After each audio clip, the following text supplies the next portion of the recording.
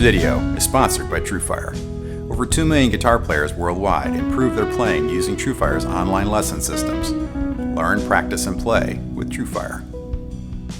Hi, this is Keith Williams. Welcome to 5 Watt World, where we're interested in helping you get the most music from the least gear. First off, let me say these are not books that were published this year, though one of them was just re-released. These are my 5 favorite books from all the readings and research I did this year. Also, as my buddy Rick Beato always says when he does his top 20 videos, any of these 5 could be number 1, so they aren't in any ranked order. They're all great, and I recommend all of these books to anyone that enjoys the short history videos, or if you enjoy videos I make where I ask myself how much is enough.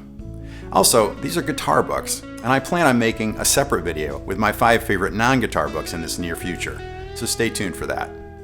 If you enjoy our videos, take a minute to subscribe and hit the bell icon to be notified when we put out new videos. And if you've already subscribed, swing by the store to grab a t-shirt or a hat to support what we're doing here. And if you don't need another t-shirt, but want to become a bigger part of 5 Watt World, think about becoming a member of the Friends of 5 Watt. The links are in the description. Oh, and in response to requests, I've added a tip jar as well. Now on to my 5 favorite guitar books for 2020. The Gibson Les Paul, The Illustrated History of the Guitar That Changed Rock by Dave Hunter.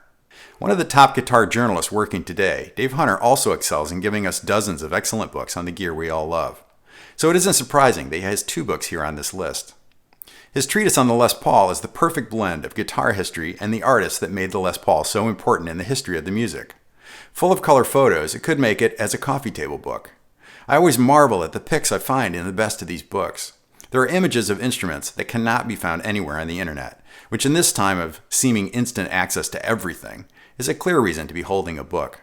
The written story of the Les Paul is woven with the musicians making their entrances at the critical moment to move the story forward. Published in 2014, it covers everything from the pre-1952 conversations about the Les Paul up to the present-day guitar heroes. From Beck to Bonamassa to Buckethead, there's something here for any lover of the Gibson Les Paul in Hunter's excellent book. I always think that a gear writer should also be a player to give depth to his love for music and the gear that we use to make it. Hunter currently fronts the band The Different Engine in and around his native Portsmouth, New Hampshire. Check him out if you find yourself in that corner of New England.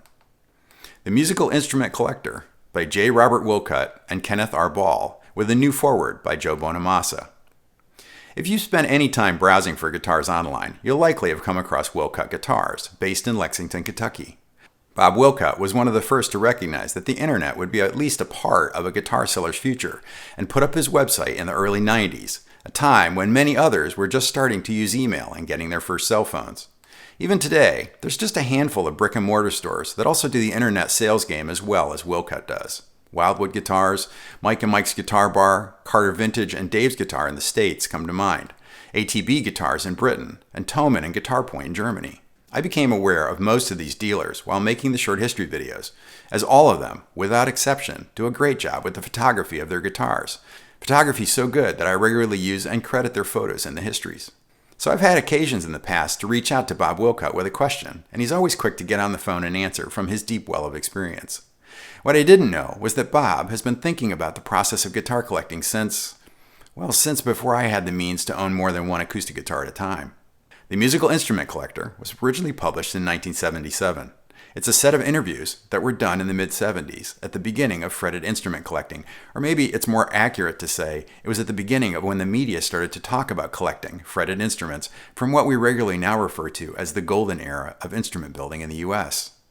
The interviews are with some of the most prominent collectors and dealers at that time: Mike Holmes, Emil Dobos, George Grun, Bob Wilcutt, Stanley J. and Harold Kuffner of Mandolin Brothers, and Harry West. Many of these individuals have since passed, and their stores have closed, but these interviews found them musing on the state of collecting long before vintage prices took off. For example, at a time when you could still buy a 50s or 60s Fender for less than $1,000. Way less. I expected to find a listing of what was collectible and why, but instead, I was delighted to find a book that focuses on the motivation for collecting, an exploration of why we collect, about whether there are collectors that don't buy and sell in any way, dealers even, just if privately. For someone like me, an amateur musician who at one time found himself with 3 dozen guitars and not quite knowing how I got there, it was a revelation. To read these well-known collectors talking about their personal motivations, how they got started, whether they considered themselves as players even, was eye-opening. Wilcutt and Ball not only talked to so many of the right people, but they did it at the right time, and that was now long ago. So if you've always wanted to sit down with George Gruen or Bob Wilcutt and talk about what it was like back at the beginning of collecting, this new 2020 reprint of The Musical Instrument Collector is your wish come true. And besides, these guys are still around, still collecting, and still answering the phone. Gretsch 6120, The History of a Legendary Guitar by Edward Ball. When I made the video about the Gretsch Duojet, I inevitably touched on the hollow body guitars, but quickly realized that there was a whole other video to be made. Often members of 5-Watt World recommend books to me, and when the Duojet video came out, I had an avalanche of people recommending Edward Ball's book about the 6120. I often have folks complain in the comments that they say my self-imposed 30-minute time limit for the short histories doesn't allow for the level of detail they long for.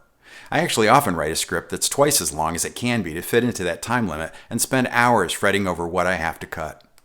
But other times, the limiting factor is that the records just don't exist to answer all the questions that you might have, or that someone hasn't done the deep dive that's necessary to cover the subject and yield the answers yet. Well, Ed Ball has done that for us here in Gretsch 6120. There aren't just the necessary descriptions of the different features on the models of 6120s each year, though there is that.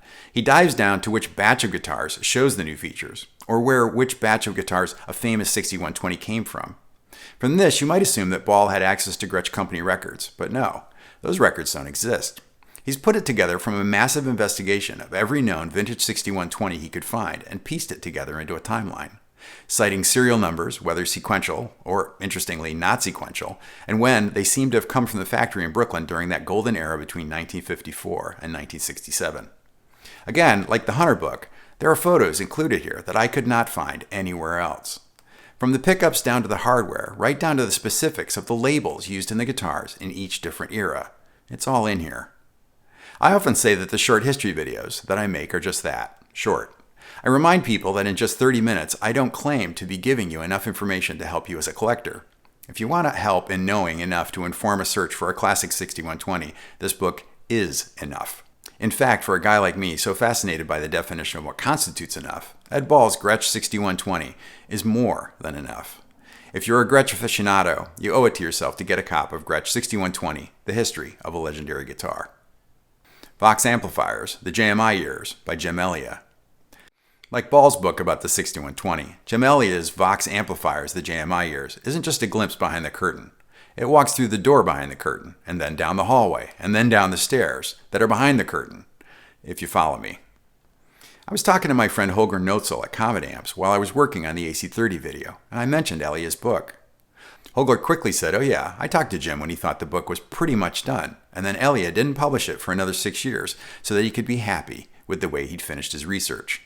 The book is fully 3 inches thick, 682 oversized pages, and though there are copious images throughout, there's nothing here that you would ever call fluff. Every image exists to tell the story, and what images they are.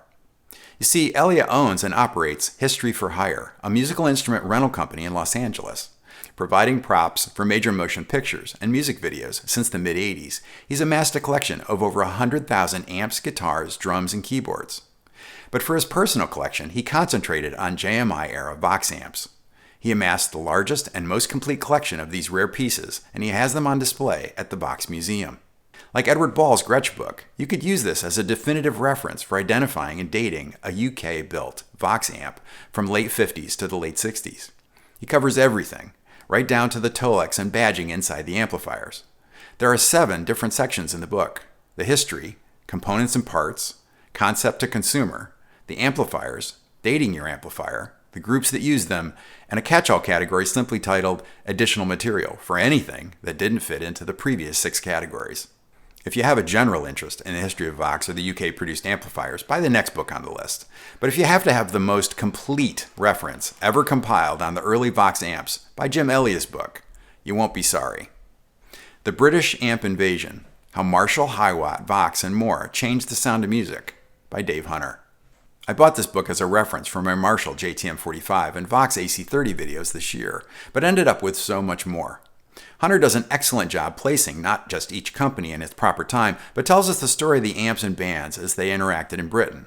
So you might come here, as I did, looking for the big names, only to learn about the influence on Britain of the earliest U.S. companies, National Dobro, Rickenbacker, Gibson, and Fender. But newer to me was the history of the earliest British companies, Watkins, Selmer, and Univox, that led up to the big names I'd come here to find. Laney, Hiwatt, Medamp, Orange, and Sound City are all in here as well. You also find the history of Park amps, recently revitalized by Mitch Colby, who had a hand in both Marshall and Vox history. As a matter of fact, understanding the role of men like Colby in this history and up to the present day is one of the things Hunter's book does so well. But don't get me wrong, this isn't just a quick overview. There is plenty of amp tech detail to satisfy the technically minded. Hunter seems to strike that perfect balance of story, detail, and images. By the time you get to the end of the 173 pages, you may have learned enough to go looking for some of these other brands on Reverb. I'm sure you won't be disappointed, and I'm sure if you're watching this in the UK, you already know about the closely guarded secret of old Selmer and Watkins amps. Sorry if I just pushed up those vintage prices. I've partnered with TrueFire because I've used them for over a decade, and my playing always improves when I put in the time on their lessons. Whether you're a beginner, intermediate, or professional level player, TrueFire has lessons to inspire and advance your playing. As you know, I always promote spending money on lessons before new gear. I really like TrueFire, and I think if you give them a shot, you'll like them too. Get 25% off courses using the promo code 5watt25, or like I have for many years, sign up for the All Access Pass to use the entire TrueFire catalog. You can sample anything in the catalog with the All Access Pass, and you can see where the muse takes you. I love their tagline, learn, practice, and play with TrueFire. I'd like to thank TrueFire for partnering with me and sponsoring this video. In my video, Enough in the Short Histories, I outline how I came to building a channel that looks at disparate or even seemingly contradictory topics of gear minimalism and gear short histories.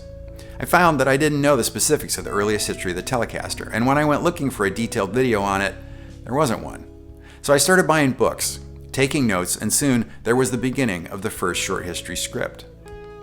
But even in 30 minutes, the histories are very short compared to the wonderful reference books available, and these are just 5 of my favorites from this year. If you've ever found yourself at the end of a short history video wanting more, here are 5 good places to look. I need to thank all of you that have written and recommended books to me in the comments or email. As I said at the beginning, you all teach me things every day, and it's perhaps the thing I like best about having 5 Watt World. I need to thank fellow YouTuber Ali Abdal for the idea for the thumbnail from his video on 10 books he enjoyed this year. I need to thank all of you that have stopped by the store to buy a t-shirt, hoodie, or the Stomp preset pack. And in particular, I need to thank the friends of 5 Watt for their continued support of everything we do here at 5 Watt World. You guys are the best. If you enjoyed the video, hit the like button, and if you haven't subscribed yet, go ahead and hit that too. Thanks for watching. Until next time, thanks for being a part of the 5 Watt World.